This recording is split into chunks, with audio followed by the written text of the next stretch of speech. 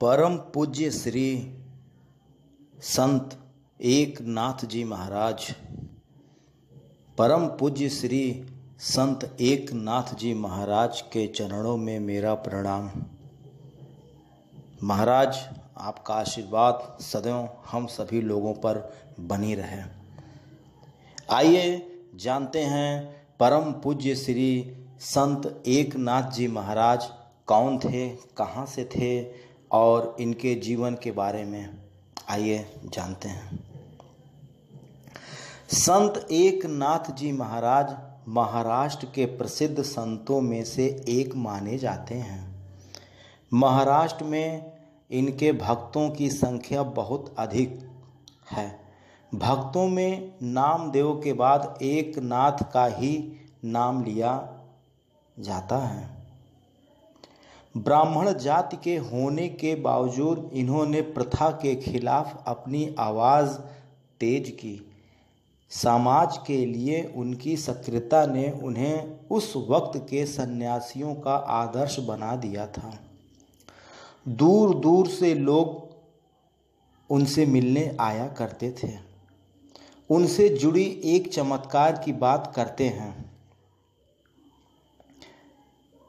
एक बार एकनाथ जी को मानने वाले एक सन्यासी को रास्ते में एक मरा हुआ गधा मिलता है, जिसे देखकर वह उसे दंडवत प्रणाम करते हैं और कहते हैं, तू परमात्मा है। उनके इतना कहते ही वह गधा जीवित हो जाता है। इस घटना की खबर जब लोगों में फैलती है तो वह उस संत को चमत्कारी समझकर परेशान करने लगते हैं। ऐसे में सन्यासी संत एकनाथ जी के पास पहुंचता है और सारी बात बताता है।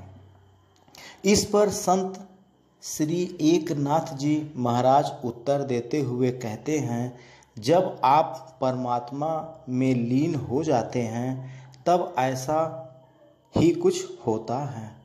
माना जाता है कि इस चमत्कार के पीछे संत एकनाथ जी का ही हाथ था।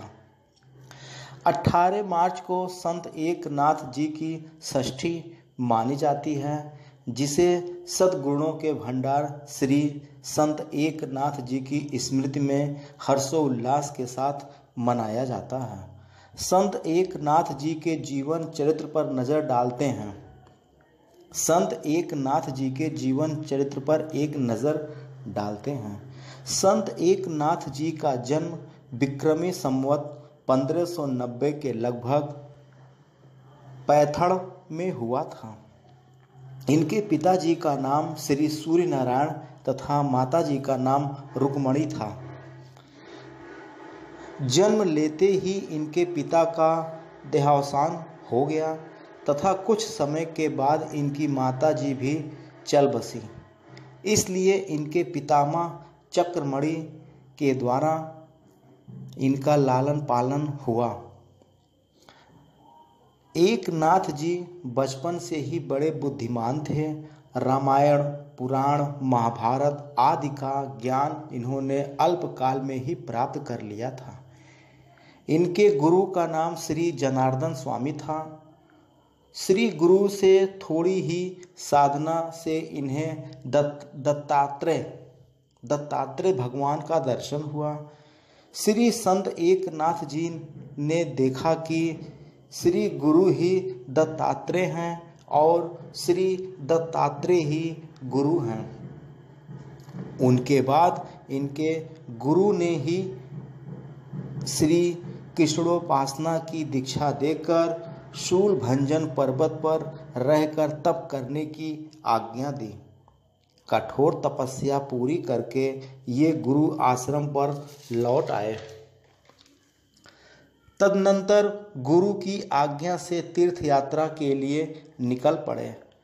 तीर्थ यात्रा पूरी करके श्री एकनाथ जी अपनी जन्मभूमि पैथड़ लौट आए और दादा दादी तथा गुरु के आदेश से विधिवत गृहस्थाश्रम में प्रवेश किया।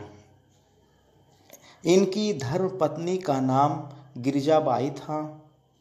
वह बड़ी पतिपरायणा और आदर्श गृहिणी थी। श्री एकनाथ जी का गृहस्थ जीवन अत्यंत संयमित था। नित्य कथा कीर्तन चलता रहता था। कथा कीर्तन के बाद सभी लोग इन्हीं के यहाँ भोजन करते थे। अन्नदान और ज्ञानदान दोनों इनके यहाँ निरंतर चलता रहता था। अन्नदान और ज्ञानदान दोनों इनके यहाँ निरंतर चलता रहता था। इनके परिवार पर भगवत कृपा की सदैव वर्षा होती रहती थी, इसलिए अभाव नाम की कोई चीज नहीं थी। श्री एकनाथ जी महाराज में अनेक सद्गुण भरे हुए थे। उनकी क्षमा भावना तो अद्भुत थी। वह नित्य गोदावरी स्नान के लिए जाया करते थे। रास्ते में एक सराय थी, वहाँ एक विधर्मी रहता था। एकनाथ जी जब स्नान करके लौटते तो वह इन पर कुल्ला कर दिया करता था। इस कारण इन्हें नित्य 4-5 बार स्नान करना पड़ता था। एक दिन तो उसने दुष्टता की हद कर दी। उसने एकनाथ जी पर 108 बार कुल्ला किया। उसने एकनाथ जी पर 108 बार कुल्ला किया और एकनाथ जी को 108 बार स्नान करना पड़ा। पर एकनाथ जी की शांति ज्यों की त्यों बनी रही। अंत में उसने अपने कुकृत्य का पश्चाताप किया और वह श्री एकनाथ जी की भक्त बन गया। अंत में उसने अपने कुकृत्य का पश्चाताप किया और वह श्री एकनाथ जी का भक्त बन गया। श्री एकनाथ जी की भूत दया भी अद्भुत थी। एक बार वह प्रयाग से गंगा जल कावड़ा में भरकर श्री रामेश्वर जी जा रहे थे। रास्ते में प्यास से छटपटाता हुआ एक गधा मिला। श्री एकनाथ जी महाराज कावड़ा का सारा जल गधे को पिला दिया। साथियों के आपत्ति करने पर इन्होंने कहा, भगवान रामेश्वर कण कण में निवास करते हैं। उन्होंने गधे के रूप में मुझसे जल मांगा, इसलिए मैंने सारा जल रामेश्वर जी को ही चढ़ा दिया।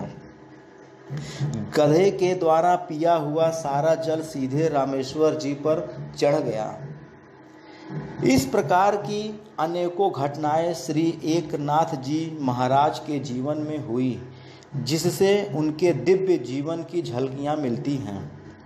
अपने आदर्श गृहस्थ जीवन और उपदेशों के द्वारा लोगों को आत्म कल्याण पथ पर अनुगामी बनाकर विक्रमी संवत 1656 की चैत्र कृष्ण षष्ठी को संत श्री एकनाथ जी ने अपनी देह लीला का संवरण किया। इनकी रचनाओं में प्रमुख हैं श्रीमद् भागवत एकादश स्कंद की मराठी टीका, रुक्मिणी स्वयंवर, भावार्थ रामायण आदि प्रमुख हैं। परम पूज्य श्री एकनाथ जी महाराज, परम पूज्य श्री संत एकनाथ जी महाराज के चरणों में मेरा कोटि कोटि प्रणाम। आप सभी लोगों पर इनका आशीर्वाद बना रहे। हमने इनके जीवन के बारे में कुछ बातें आपको बताया है।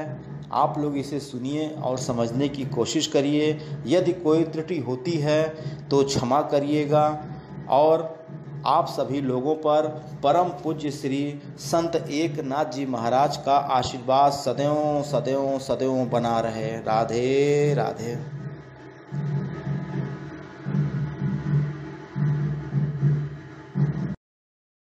आप देख रहे हैं ज्ञान शक्ति। मैं इसी प्रकार महापुरुषों के जीवन से जुड़ी अमृतवाणी आप तक लाता रहूँगा। आप लोग चैनल पे बने रहें, ज़्यादा से ज़्यादा शेयर करें ताकि ज़्यादा से ज़्यादा लोग लाभ उठा सकें और महापुरुषों के जीवन से जुड़ी अमृतवाणी जान सकें। इसलिए ज़्यादा से ज़्यादा शेयर करें ताकि ज़्यादा से ज़्यादा लोग लाभ उठा सकें। हमें सपोर्ट करते रहें जिससे मेरा मनोबल बढ़े और मैं महापुरुषों के जीवन से जुड़ी अमृतवाणी आप लोगों तक लाते रहेंगे। आशा है यह वीडियो ज्ञानवर्धक साबित होगी। ज़्यादा से ज़्यादा शेयर करें ताकि ज़्यादा से ज़्यादा लोग लाभ उठा सकें। मैंने आपको बताया संत श्री एकनाथ जी महाराज के जीवन से जुड़ी कुछ अमृतवाणी। आप लोग इसे देखिए, सुनिए और समझने की कोशिश करिए। संत श्री एकनाथ जी महाराज का आशीर्वाद हम सभी लोगों पर सदैव सदैव सदैव बनी रहे।